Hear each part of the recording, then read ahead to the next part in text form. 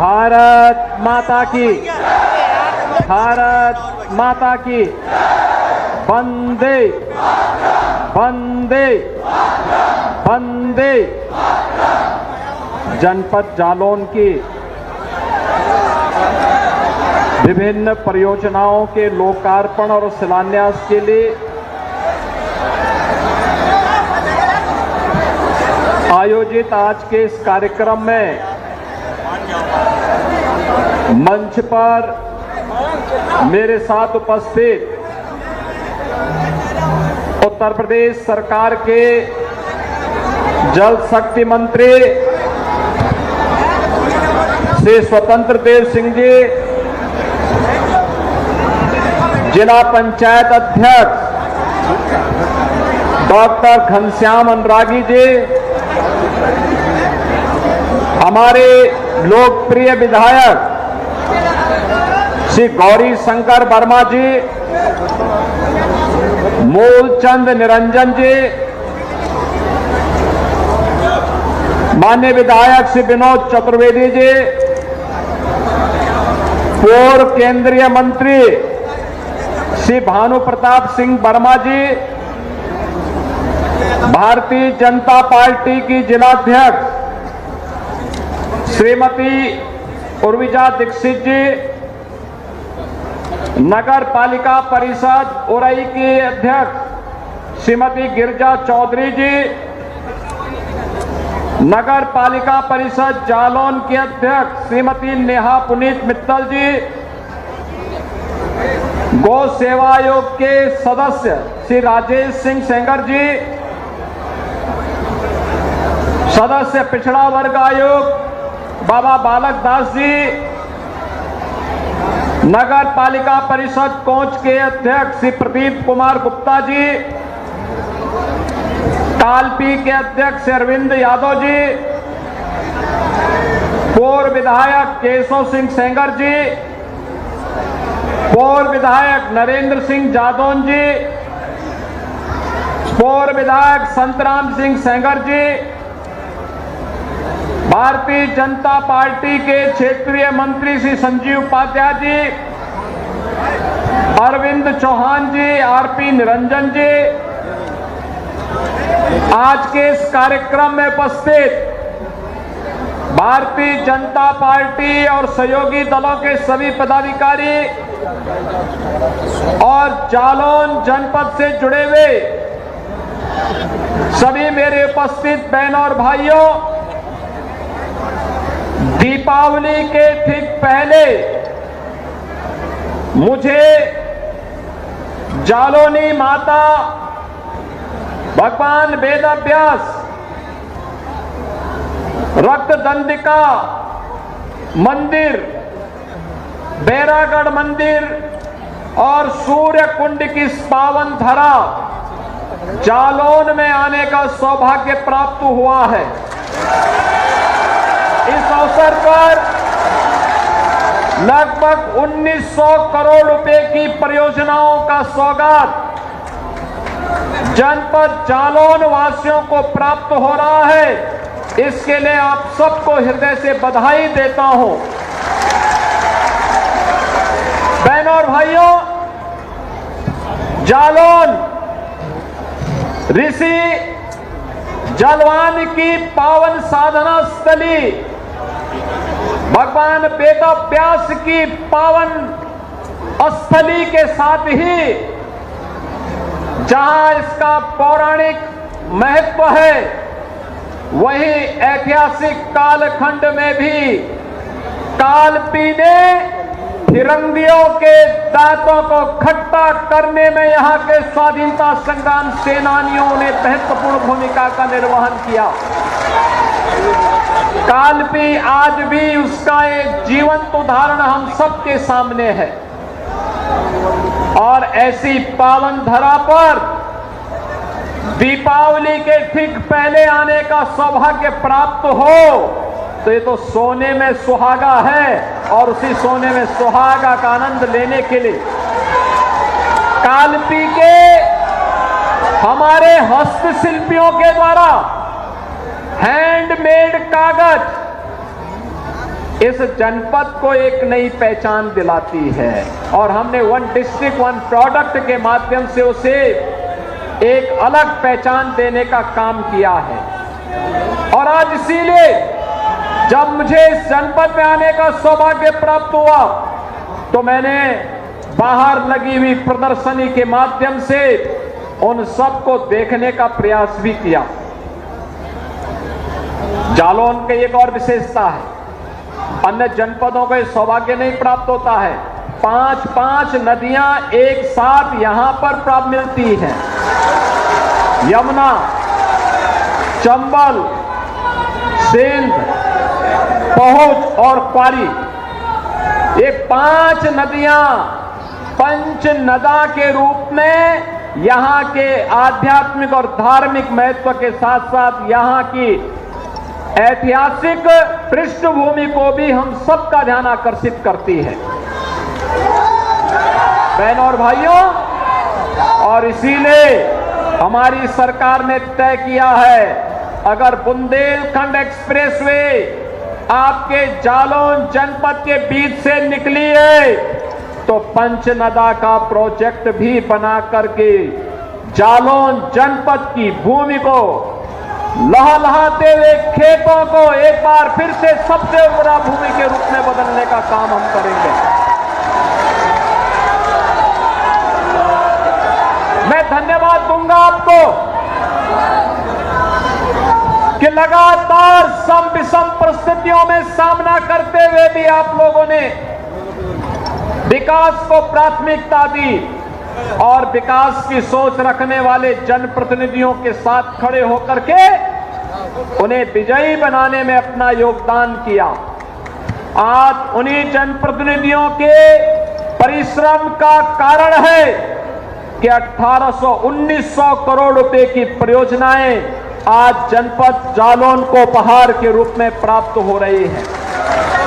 बहनों और भाइयों, जब अच्छी सरकार आती है तो अच्छी सरकार विकास भी लेकर के आती है, रोजगार भी लेके आती है, सुरक्षा भी प्रदान करती है, हर एक तबके के लिए स्वावलंबन का मार्ग भी प्रशस्त करती है। लेकिन जब सरकार बुरी होती है तो सरकार ऐसे ही समस्या खड़ी कर देती है जैसे 2017 के पहले पहचान का संकट प्रदेशवासियों के सामने आया था। अनुमान करिए 17 के पहले क्या होता था।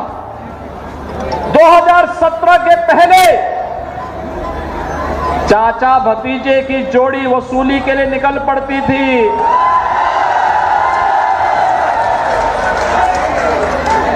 प्रदेश में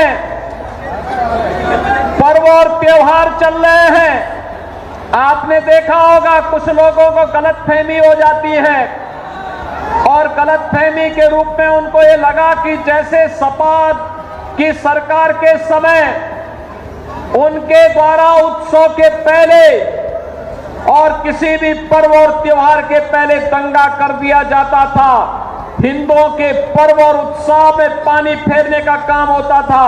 यही कार्य डबल इंजन सरकार में करेंगे, लेकिन वे भूल गए सरकार बदल चुकी है, भाजपा की डबल इंजन की सरकार है।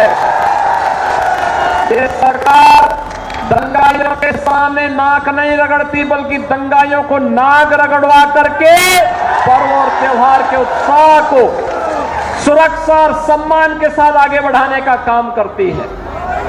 आपने देखा होगा कैसे 2017 के पहले हर पर्व और त्योहार के पहले पर्व और त्योहार के उत्सव को गुंडे और बदमाश दंगाई कैसे उस उत्सव में रंग में भंग करने का काम करते थे। और इसीलिए तो मैं आज समाजवादी पार्टी के मुखिया के बयान को पढ़ रहा था। उन्हें भारत के सामाजिक न्याय के पुरोधा, उन्हें भारत के संतों की परंपरा में सांप्रदायिकता दिखती है और उनको इन दंगाइयों में शांति के दूत नजर आते हैं। बहन और भाइयों, शांति के इन कथित दूतों का जो दंगा फसाद करते थे, बेटी और व्यापारी के सामने सुरक्षा का संकट खड़ा करते थे, इनकी जगह कहां होनी चाहिए, ये डबल इंजन की सरकार ने बता दिया है। ये बता दिया है और यह भी तय कर दिया गया है कि दंगाई और दंगा को प्रेरित और प्रोत्साहित करने वाले, अपराध और अपराधियों के साथ खड़े होने वाले लोगों की जगह कहां होनी चाहिए। आज माफिया प्रवृत्ति के लिए प्रदेश में कोई जगह नहीं है, अराजकता के लिए कोई जगह नहीं है।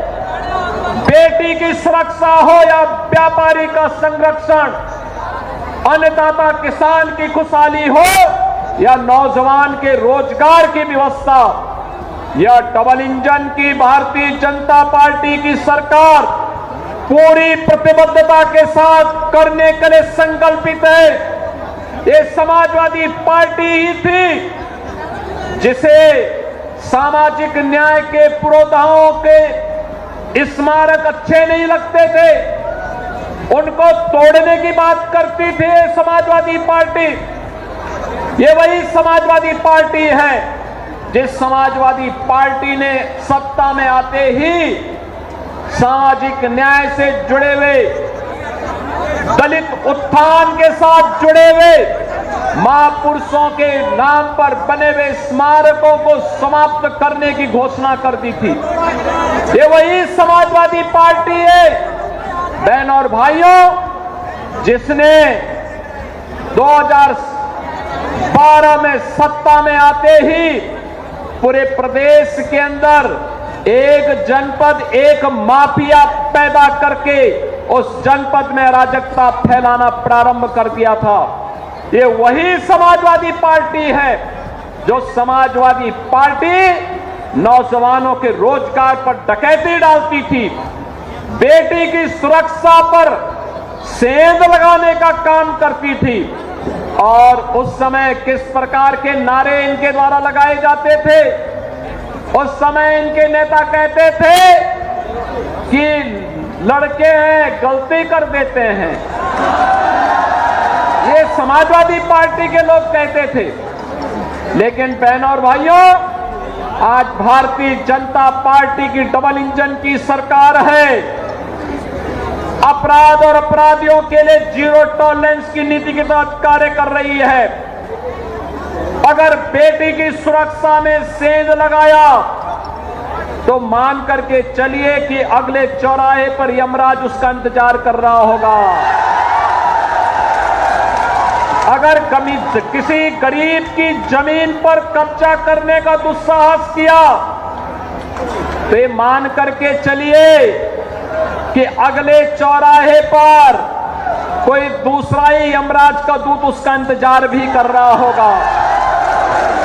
अगर अराजकता फैलाने का कुत्सित प्रयास किया, पर्व और त्योहारों के बीच में रंग में भंग डालने का काम किया तो फिर मान करके चलिए कि उसको फिर शांति और सौहार्द अच्छा नहीं लगता है। ऐसे लोगों से सख्ती से निपटने के लिए ही पुलिस की जीरो टॉलरेंस की नीति वर्तमान में कार्य कर रही है।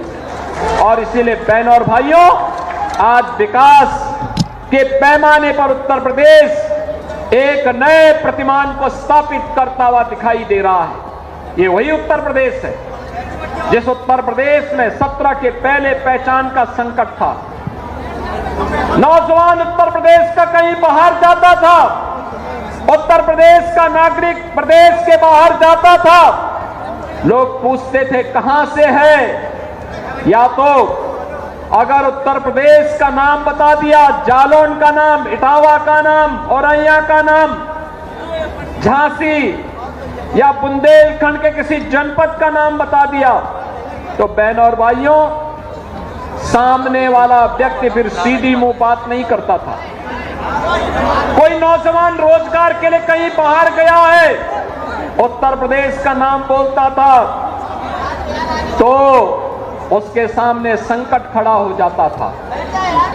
लेकिन बहनों और भाइयों, 17 के बाद आज जब कोई भी व्यक्ति उत्तर प्रदेश से बाहर जाता है, उत्तर प्रदेश का कोई नौजवान हो, उत्तर प्रदेश का कोई व्यापारी हो, उत्तर प्रदेश का कोई नागरिक जब उत्तर प्रदेश के बाहर जाता है और बताता है कि मैं उत्तर प्रदेश से हूं, तो सामने वाले के चेहरे पर खुशी छाती है और वह इस बात के लिए भी खुश होता है कि उत्तर प्रदेश जिन लोगों ने बीमारू बनाया था, उनकी बीमार मानसिकता उत्तर प्रदेश को बीमार बना रही थी। डबल इंजन की भारतीय जनता पार्टी की सरकार ने उत्तर प्रदेश को बीमारू राज्य से उभार करके एक विकसित राज्य के रूप में स्थापित कर दिया है। अब उत्तर प्रदेश भारत की अर्थव्यवस्था का ग्रोथ इंजन बन करके उभरा है।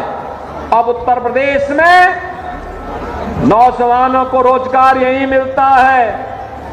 सरकारी नौकरी आती है तो सरकारी नौकरी पर नौजवान का अधिकार होता है। उत्तर प्रदेश के अन्नदाता किसानों को हर प्रकार की सुविधाएं उपलब्ध करवाई जा रही हैं, व्यापारियों को सुरक्षा उपलब्ध करवाई जा रही है और जीएसटी रिफॉर्म के माध्यम से आम नागरिक को महंगाई से राहत देने का काम भी प्रधानमंत्री मोदी जी के नेतृत्व में होता है। बहनों और भाइयों, यही है डबल इंजन सरकार का लाभ। हर तबके के लिए बिना भेदभाव के शासन की योजनाओं ने पहुंचाने का काम किया जा रहा है। 2017 के पहले यह सोच उत्तर प्रदेश में जो सरकारें थी उनके पास नहीं थी। उनका अपना एजेंडा होता था, परिवार के बारे में सोचते थे, समाज के बारे में नहीं। प्रदेश को लूटते थे, संसाधनों पर डकैती डालते थे, पर्व और त्योहारों के पहले अराजकता फैलाते थे, विकास के नाम पर आने वाले पैसे को बंदर बांट करते थे। उनके पास इतना समय नहीं था कि जिले जिले में जाकर के विकास की योजनाओं की टो ले सके, गरीब को उसका हक दे सके, गरीब के सिर को ढकने के लिए छत दे सके, किसी बेटी की शादी के लिए सामूहिक विवाह जैसी स्कीम को ला सके, किसी नौजवान के रोजगार के लिए नौकरी उपलब्ध करवा सके, कोई उद्योग दे सके। सपा की सरकार में तो जो उद्योग थे वो पहले से ही बंद हो रहे थे, दंगाई अलग थे। और समाजवादी पार्टी के बारे में जिस समाजवादी आंदोलन को कभी डॉक्टर लोहिया ने, आचार्य नरेंद्र देव ने, जनेश्वर मिश्र जैसे समाजवादी चिंतकों ने, मोहन सिंह जैसे समाजवादी चिंतकों ने एक ऊंचाई दी थी, आज वह समाजवादी पार्टी गुंडे और अपराधियों का एक जमावड़ा मात्र बन करके रह गया है। आज आप देखते होंगे पूरे प्रदेश के अंदर और पूरे देश के अंदर लोगों के मन में एक धारणा है, दो प्रकार की धारणा है जो 2017 के पहले भी लोग बोलते थे। लगातार इसके बारे में लोगों के मन में होता था कि देख सपाई बिटिया घबराई, देख सपाई बिटिया घबराई। ये बात उस समय भी चलती थी और लोग ये भी कहते थे जिस गाड़ी में सपा का झंडा देखो होगा कोई सपा का गुंडा। लोग इस बारे में उस समय भी इस बारे में कहते थे, 17 के पहले भी ये बातें चलती थी। यानी गुंडे और अपराधियों का, पेशेवर माफियाओं का जमावड़ा जो नोच रहे थे, लूट रहे थे। गरीब को राशन नहीं मिलता था, गरीब को मकान नहीं मिलता था, गरीब को शौचालय नहीं मिल रहा था, गरीब को उज्ज्वला योजना का कनेक्शन नहीं मिल रहा था, नौजवान को रोजगार नहीं मिल रहा था, गांव की सड़कें खराब थी, विकास की योजनाएं ठप पड़ी हुई थी, बाढ़ आती थी, राहत का कार्य नहीं हो पाता था। लेकिन बहनों और भाइयों, आपने डबल इंजन की भाजपा की सरकार को समर्थन किया, परिणाम है उत्तर प्रदेश में 60 लाख गरीबों के मकान बन गए, 2 करोड़ 61 लाख गरीबों के घर में शौचालय बन गए, 1 करोड़ 86 लाख गरीबों को उज्ज्वला योजना का कनेक्शन मिल गया, 1,56,000 गरीब, 1 करोड़ 56 लाख गरीबों के घर में बिजली के फ्री के कनेक्शन उपलब्ध हो गए। 8.5 लाख गरीबों को, नौजवानों को नौकरी मिल गई। और यही नहीं, प्रदेश के अंदर सूक्ष्म लघु मध्यम उद्यम में 2 करोड़ से अधिक नौजवानों को सीधे सीधे रोजगार प्राप्त हुआ। तो बड़े निवेश के माध्यम से भी 60 लाख नौजवानों को नौकरी और रोजगार की गारंटी मिली है। और आज इसीलिए आज मैं आप जालौन में आपके पास आया हूं आपसे कहने के लिए कि बहनों और भाइयों, ये डबल इंजन की सरकार बिना भेदभाव के विकास की इन योजनाओं को आप तक पहुंचाने के लिए आपके पास आई है। आप तक आई है। समाज की जागरूकता विकास लेकर के आती है, सुरक्षा का बेहतर माहौल बनाती है। अगर समाज जागरूक है, कोई गुंडा किसी गरीब की जमीन पर कब्जा नहीं कर सकता। अगर समाज जागरूक है, किसी बेटे की सुरक्षा पे कोई सेंध नहीं लगा सकता। अगर कहीं पे कोई समाज जागरूक है, विकास से उसे कोई वंचित नहीं कर सकता। और मुझे लगता है उसी समाज को जागरूक करने के लिए आज मैं आपके पास आया हूं आपसे कहने के लिए, आप अपनी चीजों को लेकर के स्थानीय जनप्रतिनिधियों के पास जाइए, प्रशासन के पास जाइए। और अगर वहां पर भी प्रॉपर सुनवाई नहीं हो रही है, प्रभारी मंत्री के पास अपनी एप्लीकेशन भेजिए। अगर तब भी दिक्कत आ रही है तो IGRS और CM हेल्पलाइन के माध्यम से हमें अवगत कराइए। और बहनों और भाइयों, मैं आपको इस बारे में आश्वस्त करता हूं, मैं इस बात के लिए आपको आश्वस्त करता हूं कि अगर किसी गरीब का, किसी दलित का, किसी वंचित का, किसी कमजोर का, किसी बेटी का, किसी व्यापारी का, किसी अन्नदाता किसान का किसी के द्वारा शोषण होगा, उसके साथ अत्याचार होगा, तो फिर उसके बाद की कार्रवाई तो फिर आप देखेंगे कि हम लोग इतनी जोरदार कार्रवाई करेंगे, कई कई पीढ़ियां उसकी याद करेंगे। और इसलिए बहनों और भाइयों, आप सबका मैं आह्वान करने के लिए आया हूं। जिस समाजवादी पार्टी ने पहचान का संकट आपको दिया था, जिस समाजवादी पार्टी के द्वारा गुंडागर्दी का एक राज स्थापित किया गया था,